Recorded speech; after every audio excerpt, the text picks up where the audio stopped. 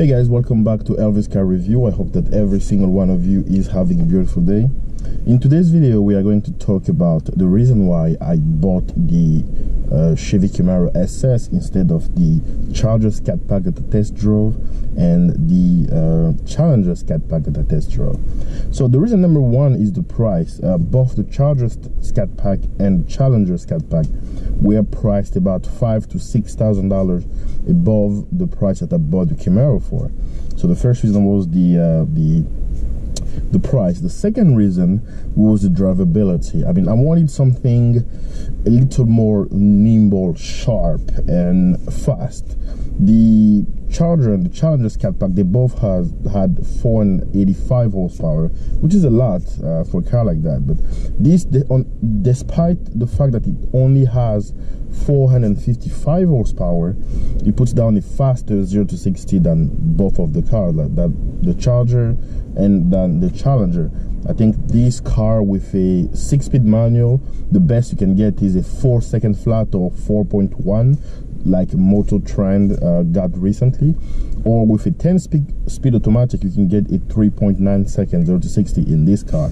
So while the Charger and the Challenger, it's 4.4, 4.3.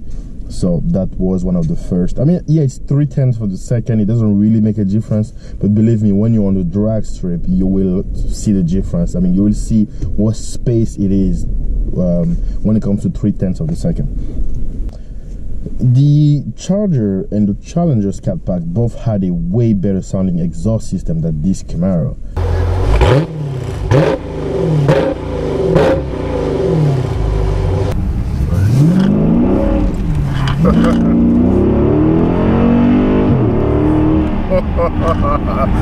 Woo! That was a really nice acceleration right there.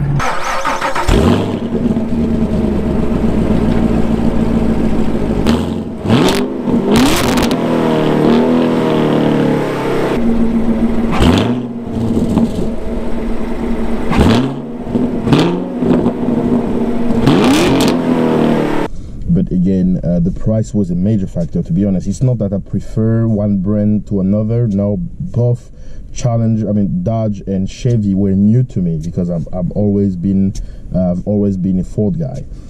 So as far as YouTube's concerned, the reason why I didn't buy the car, because I mean YouTube also played a role in this, because there is already a lot of Mopar channels out there. The Mopar community is probably the biggest community on YouTube. As far as you have plenty of YouTubers with Chargers, Challengers, and stuff like that. So it's not really I thought it wasn't really a very good idea to just bring another Charger, another Challenger to YouTube. I mean, everybody has one. While the Camaro, very few people actually have YouTube channel focused on the Camaro. I want to say very few. It's very few compared to Mopar or Mustangs. There are actually a lot of Camaro guys, but very few compared to Mopars and Mustang. I mean, and Mustangs, or Ford. So that's one of the other reasons. And also, I believe that people buy the Camaro for the wrong reasons. A lot of people buy it and think that it's this car that will do everything for them. It will be perfect daily driver and stuff like that, and they get surprised where they barely fit inside the car. They have difficulty looking out of the windows. It's very kind of tricky to drive sometimes. So the way I phrase it is, in order to really enjoy this car, you first have to make it special. Like you have to, for example, only drive it on weekends. You need to have a daily driver, just because it's very tiring driving this car all year long. I mean, some people will say otherwise, because I know people who actually drive this car year long in the cold climate, which he handles pretty well, actually, surprisingly enough. The first day I took delivery of this car, we had a snowstorm that I was driving. I mean, I was driving normally and stuff like that. Like, you don't complain about headroom when you drive it, or the Audi R8, for example. I will be showing you guys a different aspect of ownership of this car. As soon as the tracks open around here, I will take it to the track. I believe that Watkins Glen track will open April 14 or something like that. I will be at the opening weekend, and just to test the car and see how it's what it's capable of. Also, I'm very excited to know how much power this car puts down, because like I said, right now it only has a cold air intake. So I will be taking it to the dyno, the same dyno that I took my EcoBoost Mustang at. Again, it's a Mustang dyno, which means that the rating is a little lower than it is in the dyno jet, for example, the horsepower rating at least.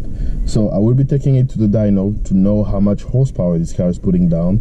That's the first thing I will do, and then take it to the drag strip, figure out what type of quarter-mile time I can run with this car by 60 foot and stuff like that.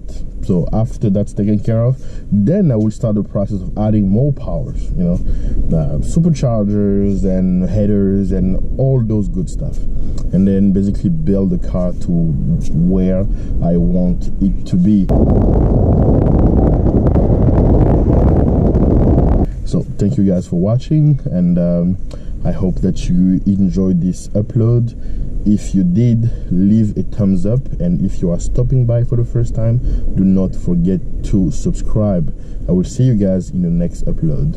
Thank you.